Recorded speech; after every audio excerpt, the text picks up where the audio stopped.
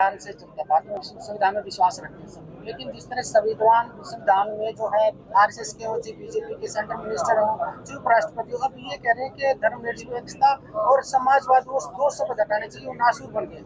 इससे कितने आप डॉक्टर भीमराव अम्बेडकर ने संविधान निर्माता है, उनके बनाए गए संविधान के मुताबिक देश चल रहा है। मैं नरेंद्र मोदी जी को नमन करता हूं कि जिन्होंने अंग्रेजों के द्वारा बनाए गए ऐसे कानून थे जो 1500 कानूनों के लोकसभा में राज्यसभा में उनको निरस्त करने का काम किया। और बयानबाजी कोई व्यक्ति दे सकता है, इंडिपेंडेंट सबका अधिकार है, लेकिन मैं धन्यवाद नरेंद्र मोदी जी करता हूँ।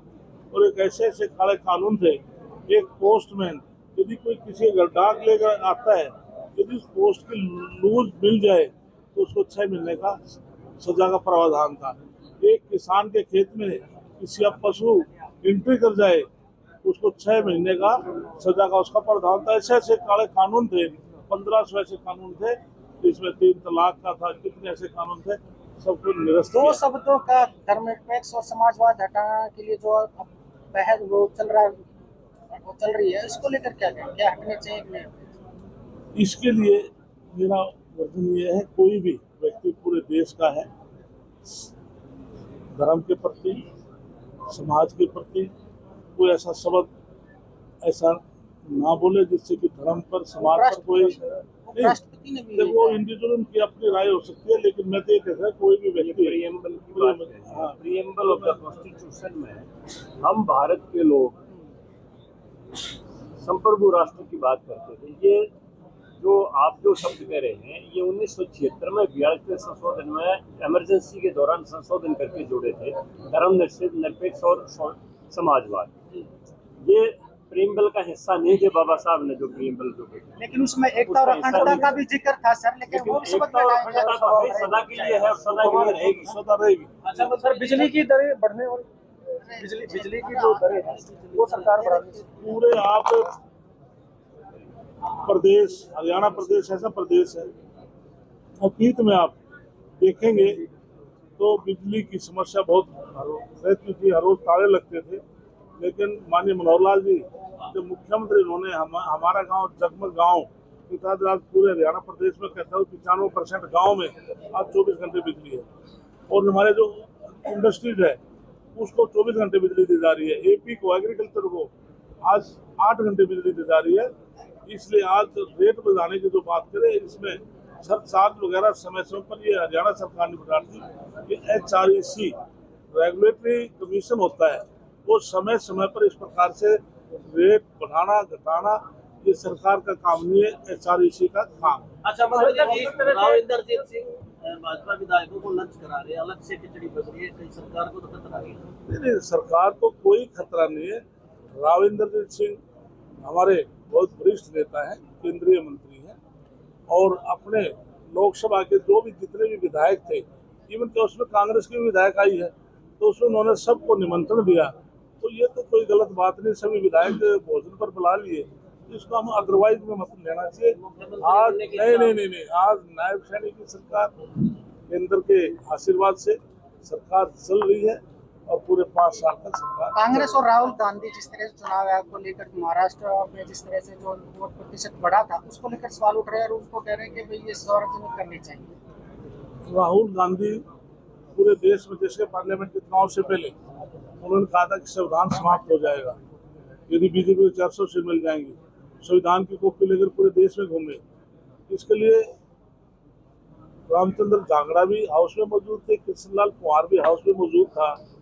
जब नरेंद्र मोदी जी ने 27 जून 1961 की एक चिट्ठी पढ़ी थी, उस चिट्ठी में अतीत के प्रधानमंत्री पंडित जवाहरलाल नेहरू ने सभी मुख्यमंत्री को लिखा था 1947 में देश आजाद हुआ, बाबा साहब ने आरक्षण दिया, अब इसकी आवश्यकता ने इसको अब क्यों न समाप्त कर दिया जाए। लेकिन कांग्रेस पार्टी के लोग इसको करके चला कि नरेंद्र मोदी जी आरक्षण को समाप्त करना चाहते हैं। ये कांग्रेस पार्टी के राहुल गांधी की सोच है। ये सारी यूनिवर्सिटी का एक मुद्दा था। प्रजातंत्र में चाहे युवा है, चाहे कोई किसान है, आम व्यक्ति है, सबको अपना अधिकार मांगने की मांग सकता है, लेकिन सरकार के साथ तालमेल होकर के उसका समाधान कर लिया गया। गरीबों को मिलने वाला सरसों का तेल जो अब 40 की बजाय 100 रुपये में मिलेगा, क्या मिलेगा? सरसों सरसों तेल, अच्छा। कांग्रेस सवाल उठा रही है कि ये है बीजेपी का चेहरा। नहीं, कांग्रेस पार्टी के समय कितने % महंगाई बढ़ी थी, आज भारतीय जनता पार्टी के समय कितनी महंगाई बढ़ी, सब आंकड़े हैं। इसलिए हर चीज के समय समय पर कीमतें भी बढ़ती हैं, उसके साथ साथ रेट भी % बढ़ जाती है। लेकिन आज प्रधानमंत्री नरेंद्र मोदी जी ऐसे प्रधानमंत्री है जो 80 करोड़ लोगों को फ्री अनाज दे रहे हैं, जिनको तेल की आवश्यकता है और अगले 5 साल की गारंटी दे दी, आपको फ्री अनाज मिलेगा। लेकिन हरियाणा में 4 लाख जो बीपीएल कार्ड काटे गए हैं, उसको लेकर क्या कहेंगे? क्या वो चुनाव से पहले जोड़ दिए, चुनाव के बाद काट दिए? नहीं, इसके लिए पूरे देश में ये बहुत, हम कहते हैं कि आज जो प्रधानमंत्री की सोच है 11वें स्थान से आज हिंदुस्तान को 4थे स्थान पर लेकर आए, 3रे स्थान पर ले जाने की ये इंडिकेट है। आज पूरे देश में 41 करोड़ ऐसे बीपीएल परिवार बाहर आए हैं, या तो उनके घर में कोई रोजगार लगा है या उन्हें कोई अपना धंधा छेड़ा है। 4 लाख 41 करोड़ पूरे देश में बीपीएल से बाहर आए हैं। हरियाणा की बात करें, मैं हरियाणा में के अंदर भी आज नौकरियां भी मिली है, रोजगार भी बढ़ रहे हैं, इसलिए ये इंडिकेट है। लेकिन सरकार समय समय पर कोई जो बीपीएल पात्र जो है, सर्वे चलता रहता, पीछे भी सर्वे चला था, हम पात्र को छोड़ेंगे नहीं। जो लोग बीपीएल से बाहर आ रहे हैं, तो उनकी 1,80,000 से इनकम ज्यादा हुई है, तो इसका तो सरकार ने उसको कोई सहयोग दिया है, कोई रोजगार दिया है, या उसको कोई काम धंधे बढ़ेंगे। जैसे 30 जून बीत गया, 30 जून बीत गया, आपने कहा था इसके लिए मैं अब भी ये बात दोहरा रहा हूँ कि मुख्यमंत्री ने ठीक कहा था, लेकिन आप रिकॉर्ड पर जाकर देखा, बीएनआर ले ले, मार्केटिंग बोर्ड ले ले, कोई डिपार्टमेंट ले ले, आपको हर सड़क का आपको टेंडर मिलेगा। हमारा जो टारगेट 30 जून का, लेकिन बीच में मौसम की वजह से, ये किसी बस की बात नहीं है, प्राकृतिक है, मौसम की वजह से डिले हो सकती है।